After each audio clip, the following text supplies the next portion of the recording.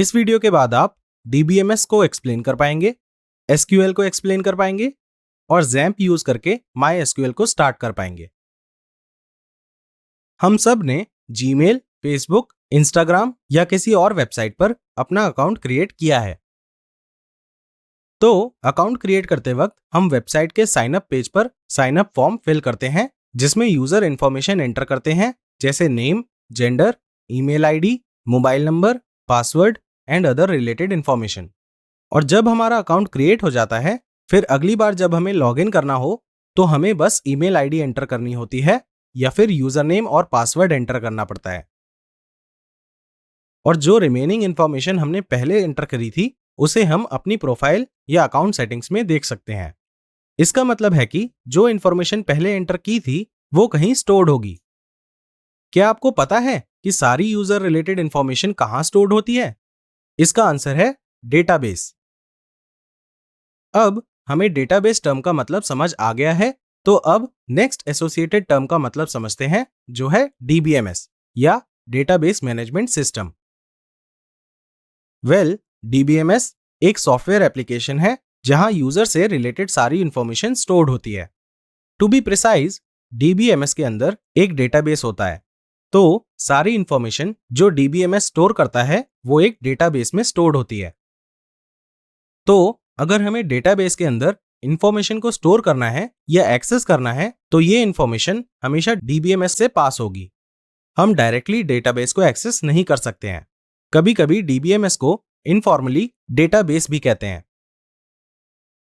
अब हमें DBMS के बारे में थोड़ा बहुत पता है, तो चलिए अब ये समझते हैं कि हमें DBMS की जरूरत क्यों होती है। DBMS ये इंश्योर करता है कि डेटाबेस में जो भी डेटा है वो ऑर्गेनाइज्ड मैनर में स्टोर्ड हो और हाईली सिक्योर्ड हो।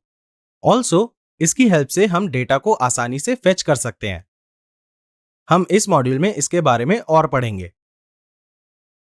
अब DBMS एक सर्वर की तरह भी एक्ट करता है और ये हमें यूजर डेटा को स्टोर और मैनेज करने में हेल्प करता है। और कॉरेस्पॉन्डिंग क्लाइंट कोई भी सॉफ्टवेयर हो सकता है या कोई भी PHP कोड हो सकता है जिसे डेटा चाहिए। हम इस क्लाइंट के बारे में डिटेल में नेक्स्ट मॉड्यूल में पढ़ेंगे, जब हम PHP के बारे में पढ़ेंगे। ये क्लाइंट सर्वर कम्युनिकेशन रिलेशन को भी फॉलो करता है। ऑल्दो हमने क्लाइंट सर्वर कम्युनिकेशन में इन्वॉल्व स्टेप्स को डिटेल में पढ़ा है, पर चलिए कम्युनिकेशन को फिर से रिविजिट करते हैं और इस बार DBMS को सर्वर मानते हैं। तो कम्युनिकेशन क्लाइंट से शुरू होगी, जिसे यूजर की इंफॉर्मेशन को स्टोर या रिट्रीव करना है। क्लाइंट फिर रेलेवेंट सर्वर को ढूंढेगा, जो इस केस में DBMS है।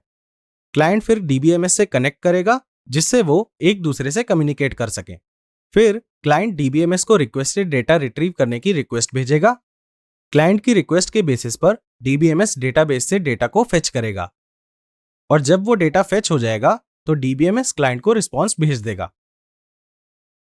क्लाइंट और DBMS एक दूसरे के साथ कैसे कम्युनिकेट करते हैं, अब हमने इसका ओवरव्यू देख लिया है। चलिए इस कम्युनिकेशन को और डिटेल में पढ़ते हैं।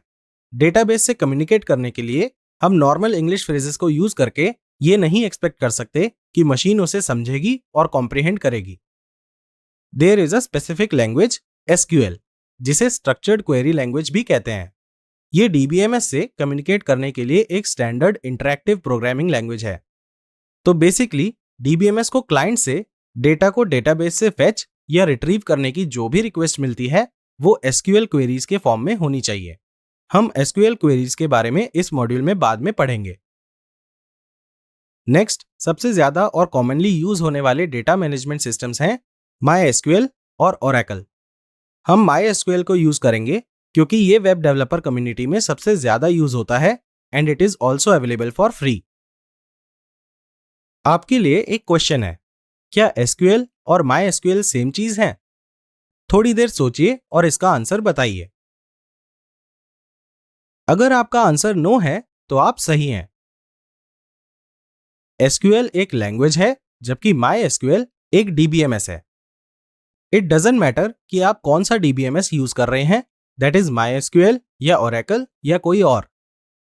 SQL हमेशा यूज होगी क्योंकि वो DBMS से कम्युनिकेट करने के लिए एक यूनिवर्सल लैंग्वेज है। चलिए देखते हैं कि विंडोज ओएस में MySQL कैसे इंस्टॉल करते हैं। विंडोज के लिए हमें किसी सॉफ्टवेयर को इंस्टॉल करने की जरूरत नहीं है। ये XAMPP में इंटीग्रेटेड है, जिसे हम ऑलरेडी इंस्टॉल कर चुके हैं। MySQL सर्वर को रन या स्टार्ट करने के लिए हमें पहले XAMPP कंट्रोल पैनल को ओपन करना होगा। पहले हम अपाचे सर्विस को स्टार्ट करेंगे।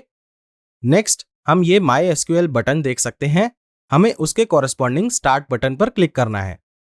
हो सकता है कि कोई डायलॉग बॉक्स पॉपअप हो जो आपसे एक्सेस मांगे, तो एक्सेस देने के लिए ओके पर क्लिक कीजिए और ये MySQL सर्विस को ओपन कर देगा। और जब सर्विस शुरू हो जाएगी तो आप स्टार्ट स्टॉप बटन के साइड में एडमिन बटन पर क्लिक करिए। ये क्लाइंट को ओपन कर देगा जो हमारे ब्राउजर में PHP My Admin है। यहां पर अगर आप URL को चेक करें तो हम लोकल होस्ट देख सकते हैं। अगर हम अपाचे सर्विस को स्टार्ट नहीं करेंगे तो हम PHP My Admin को अपने ब्राउजर में ओपन नहीं कर पाएंगे। PHP My Admin एक MySQL क्लाइंट है जिसके थ्रू हम MySQL सर्वर जो हमारा DBMS है उससे इंटरैक्ट कर सकते हैं। नेक्स्ट वीडियो में हम देखेंगे कि लिनक्स OS पर MySQL को कैसे इंस्टॉल करते हैं।